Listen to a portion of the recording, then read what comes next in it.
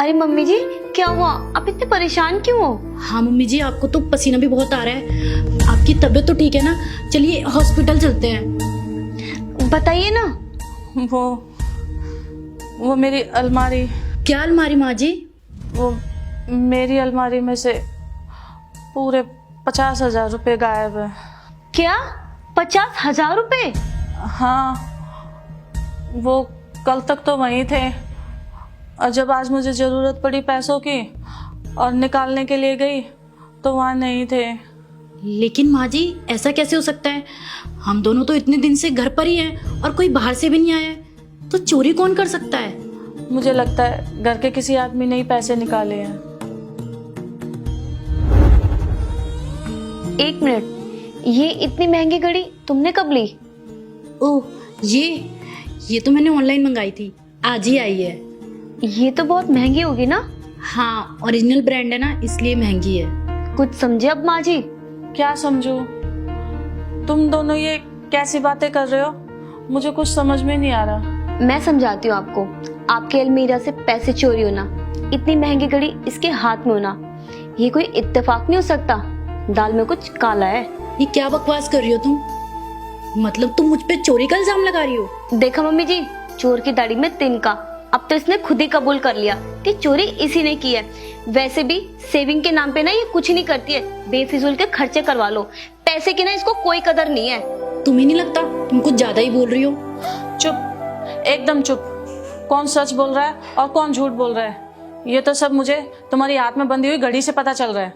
पहले भी मेरी अलमारी से पैसे गायब हुए थे, पर मैंने सोचा कि शायद मेरे गिनने में गलती होगी या इन्होंने निकाले होंगे किसी काम के लिए और ये मुझे बता देंगे। पर मुझे नहीं पता था तुम इतनी गिरी हुई हरकत करोगी। लेकिन मम्मी जी, आप मेरी बात तो सुनिए। बस, अब तुम बहुत बोल चुकी और मैं बहुत सुन चुकी। गलती सारी मेरी है, जो मैंने अपनी बेटी से ही बढ़कर माना तुम्हें, और इसीलिए तुम पे भरोसा करके मैंने अलमारी में ताला नहीं लगाया। पर मुझे क्या पता था अपनी इस हरकत का भुगतान मैं इस तरह से करूंगी। लेकिन मम्मी जी, मैं अच्छी खासी जॉब करती हूँ और मेरी अच्छी खासी सैलरी है, और ये घड़ी मैंने अपनी सेविंग से ली है, तो मैं चोरी क्यों करूंगी? क्योंकि तुम्हारे खर्चे ही नहीं कम हो रहे हैं। पैसों में आग लगाना तो तुम्हें बहुत अच्छे से आता है ना, तो तुम्हारे कोई शौक रह रहे होंगे, तो तुमने सोचा कि चोरी कर लेती हूँ, किसी को क्या ही पता चल रहा है। इस घर में सबसे ज्यादा खर्चे तुम करती हो और तुम मुझ पे चोरी का इल्जाम लगा रही हो। मम्मी जी, मुझे तो लगता है पक्का इसने चोरी की है। खबरदार, ये घिनौना इल्जाम मुझ पे लगाए तो अपनी जरूरत के पैसे ना मैं अपने पति से ले लेती हूँ। तुम्हारी तरह ना मुझे चोरी करने की कोई जरूरत नहीं है। क्या क्या कहा तुमने? इस घर में चोरी मैं करती हूँ? अपनी हरकतें देखी है तुमने कभी? बस बहू, बहुत हो गया। तुम ऐसे तो सच्चाई बताओगी नहीं। आने दो मेरे बेटे को, उसी से बात करती हूँ शाम को। उसी ने तुम्हें सर पे चढ़ा रखा है।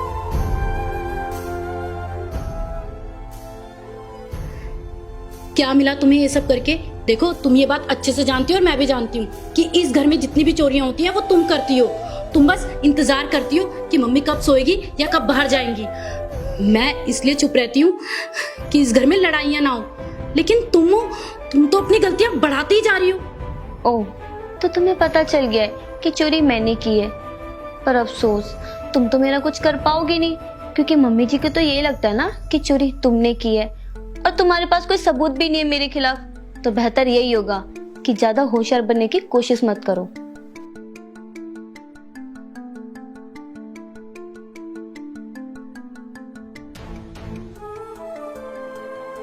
देखो बहू, या तो तुम सच बोल दो और ये मान लो कि गलती तुमसे हुई है, वरना तुम्हारे मायके वालों को फोन करके बोल दूंगी अपनी बेटी को हमेशा हमेशा के लिए अपने घर ले जाएं।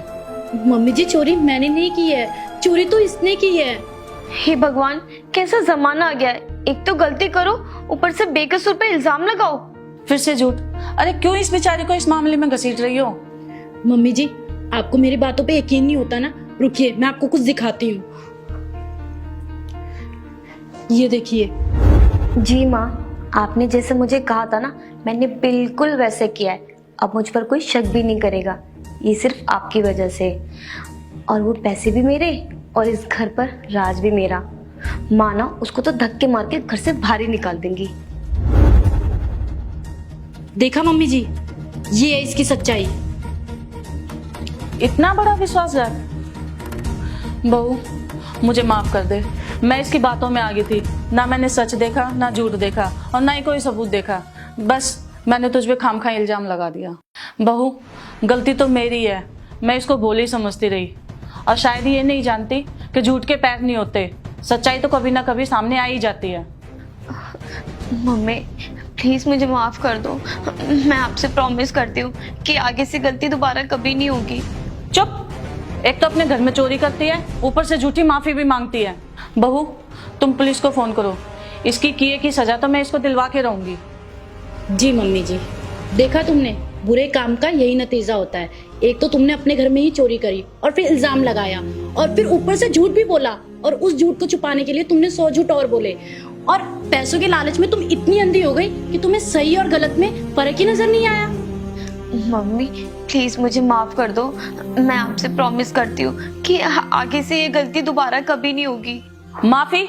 अरे तुमने छोटी मोटी गलती नहीं की है, तुमने बहुत बड़ा गुनाह किया है, हम सबके भरोसे को तोड़ा है, और इस गलती की सजा तो तुम्हें पुलिस देगी।